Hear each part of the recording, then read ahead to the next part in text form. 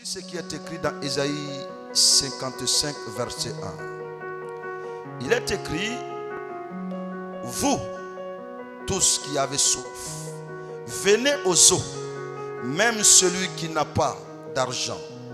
Venez et mangez.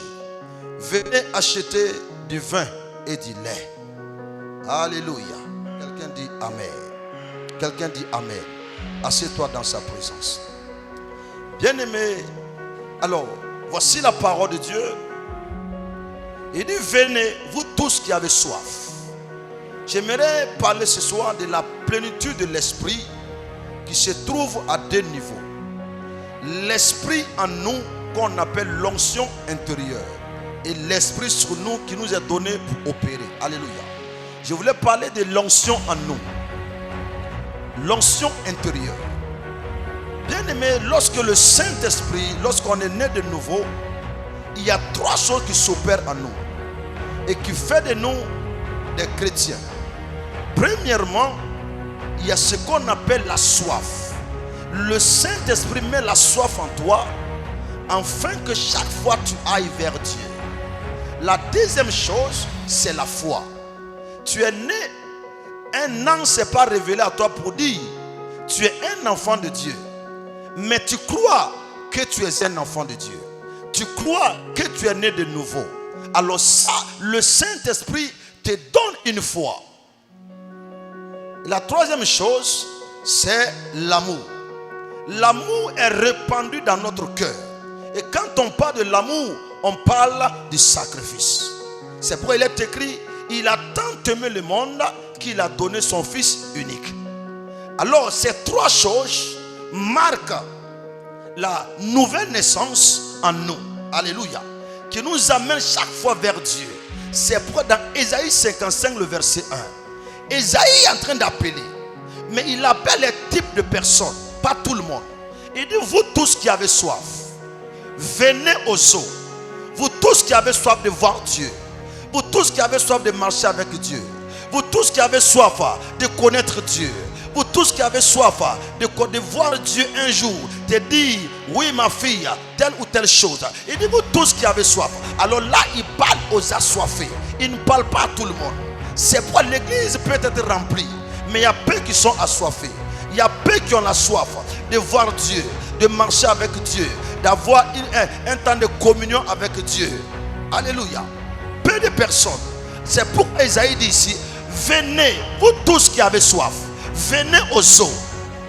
Venez boire sans argent, sans payer. Ça veut dire que quoi? Il appelle tous ceux qui ont soif. Il dit: venez, même si vous n'avez pas d'argent pour acheter, venez boire. À notre thème, ça veut dire que ce que Dieu donne, alléluia, on peut acheter comme on peut ne pas acheter. Alléluia. Pourquoi? Il dit: venez acheter. On achète avec l'argent. Oui ou non? Voilà Jésus. On achète avec de l'argent. Mais il dit: même ceux qui n'ont pas d'argent, venez. C'est seulement si vous êtes assoiffés de Dieu, vous avez la soif, alors venez. Cela veut dire que quoi? Cela veut dire que tout ce qu'on a comme monnaie, on appelle l'argent pour acheter. Mais tout argent n'est pas une monnaie. Pour acheter ce Dieu, les grandes choses de Dieu, Dieu te dit: tu as de l'argent, mais ce n'est pas une monnaie. Ton argent s'appelle la soif. Il dit seulement si tu as soif, tu peux venir. Tu peux venir boire aux eaux. Toi, tu as soif de la délivrance. Il dit: viens. Tu as l'argent pour payer déjà ta délivrance. La soif que tu as. Toi qui as soif de voir Dieu. Il dit: viens. Tu as déjà l'argent pour acheter. Alléluia. Ton argent, c'est ta soif. Viens avec ça. Et tu verras que Dieu va te donner ce que tu as besoin. Dieu était quoi? Dieu était un acheteur de la soif. Et toi, tu vends ta soif. Dis amen bien. Oh, tu n'as pas dit amen. Dieu est là pour acheter la soif. Voilà Jésus. Toi, tu es un commerçant. Alléluia. Tu vends la soif, mais Dieu est un acheteur de soif. Donc, ce que tu as, il a besoin de ça. Ce que lui, il a, toi, tu as besoin de ça. Vous allez simplement échanger. Alléluia. Oh, tu n'as pas dit amen. Gloire à Jésus. C'est pourquoi aujourd'hui, il dit: venez. Bien-aimés, aujourd'hui, nous n'avons plus soif de Dieu. Nous avons plus soif des choses de Dieu. C'est pourquoi quand on dit prière, quand on dit rencontre avec Dieu, les chrétiens sont en train de traîner leurs pas. Parce que la personne du Saint-Esprit, on l'a mis de côté. On veut opérer par nous-mêmes. On veut tout faire par notre propre force. Oh non! Jésus a dit à ses disciples, attendez jusqu'à ce que le Saint-Esprit arrive dans votre vie. Jésus lui-même, il est venu.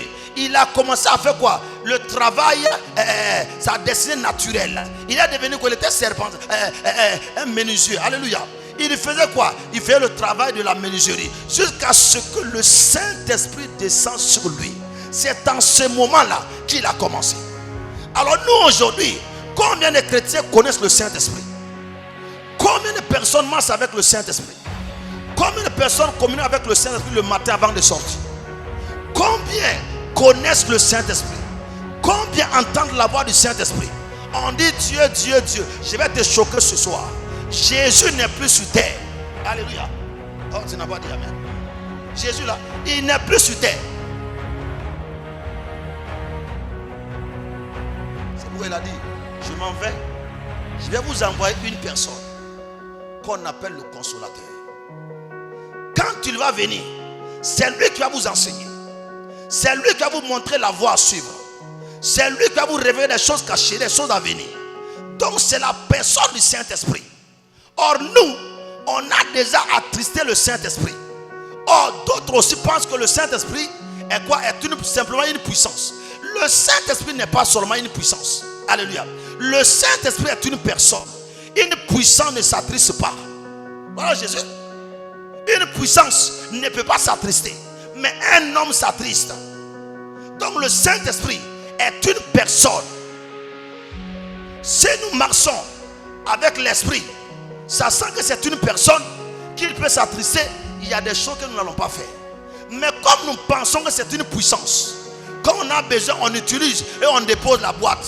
Or non, c'est pourquoi des fois on se permet de faire certaines choses. Parce qu'on pense que le Saint-Esprit, c'est juste une puissance qu'il faut utiliser. Après, quand tu en auras besoin, tu viens, tu l'utilises. Non, le Saint-Esprit est une personne. Si tu sais que c'est une personne, tu ne vas pas chercher seulement la puissance. Tu vas chercher à l'obéir. Tu vas chercher à marcher avec lui. Tu vas chercher à le plaire. Oui ou non? Mais quand tu penses que c'est une puissance, ça doit venir sur toi, tu vas trembler, tu vas tomber, tu vas rentrer à la maison. Bien aimé, tu ne prendras pas le Saint-Esprit au sérieux.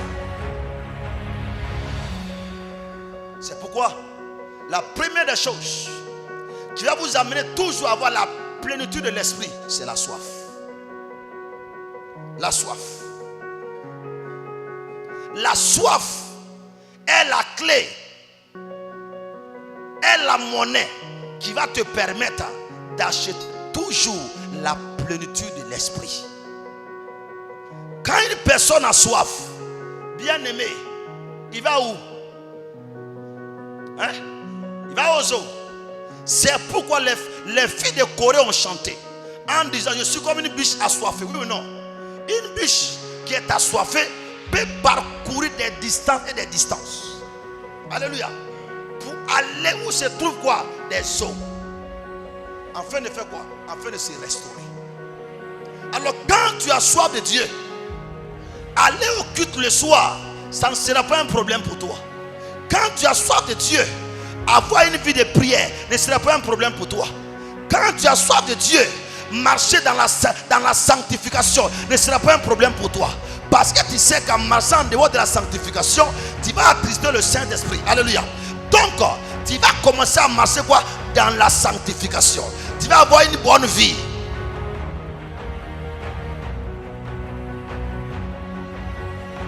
Tu sais, quand tu as soif de Dieu, avant de parler, tu vas réfléchir 2 fois. Parce que tu sais que le Saint-Esprit, il est avec toi. Ce que tu vas dire, il va entendre. Alléluia. Si c'est des mensonges, tout ce que tu seras en train de dire, tu seras en train de l'attrister. Et ton cœur va commencer à dire non, ne dis pas ça. Tu sens, mais à un moment donné, à force de ne pas écouter cette voix-là, tout est éteint en vous. Avant, quand tu disais quelque chose qui n'était pas vrai, tu avais des regrets. Qui sentait ça avant? Hein? Oui. Avant. Pourquoi? Parce qu'à ce moment-là, tu marchais bien avec le Seigneur. Tu avais une soif. Tu aimais Dieu. Tu aimais sa présence. Alléluia. Tu respectais le Saint-Esprit. Il marchait avec toi. Il te parlait. Il te disait des choses et tu obéissais. Mais quand tu as commencé à ne plus l'obéir, à marcher comme toi-même tu veux, tu seras en train de faire quelque chose qui n'est pas bon. Tu vas sentir sa voix par une tristesse à l'intérieur de toi. Une fois, 2 fois, 3 fois, 4 fois, au fur et à mesure, cette voix commence à devenir plus petit. À un moment donné, ça s'éteint totalement. Ce que tu faisais, il te reprenait et tu sentais, tu commences à faire la même chose et tu ne sens plus rien. Pour toi, tu penses maintenant que le Seigneur est d'accord avec toi. Tu as éteint le Saint-Esprit. À partir de là, tu vas commencer à t'éloigner de Dieu petit à petit. Les choses de Dieu vont commencer à t'intéresser peu. La présence de Dieu va commencer à être ennuyant pour toi. Or, la Bible dit que la vie de Dieu, la lumière était la vie des hommes. Ça veut dire une bonne vie pour nous, une vie de paix, une vie de joie, c'est dans l'esprit. Mais aujourd'hui, regarde dans ta vie, tout ça est parti. À peine tu entends la voix de l'esprit. Même quand on prêche, tu n'entends plus la voix de Dieu qui est en train de te parler pour dire voici mon enfant, mais tu comprends ça autrement. Ça veut dire que le Saint-Esprit, tu l'as totalement éteint en toi. Et à un moment donné, ce que tu faisais avec crainte, tu vas commencer à bafouer ça et puis ça ne te dit plus rien. Ça veut dire que tu as éteint le Saint-Esprit. 1 mois, 2 mois sans aller au culte. 3e mois quand tu viens, ça ne te dit rien. Du lundi au dimanche, tu n'es pas au culte, ça ne te dit rien. Mais quand tu es rempli de l'esprit, quand le Saint-Esprit est avec toi, cette soif, tu es même pressé que mardi arrive vite. Pour que tu ailles écouter quoi? La voix pour être rempli du Saint-Esprit. Tu es pressé que vendredi arrive vite. Tu es pressé que dimanche arrive vite. Mais quand tu n'as plus ces choses-là, pour venir à l'église même, ça devient un fardeau pour toi. Tu traînes les pas. Ce que tu fais maintenant avec nonchalance. Ce que tu dis concernant Dieu, on se moque de Dieu et puis toi aussi ça te fait rire. On te rencontre et dit que votre Jésus là.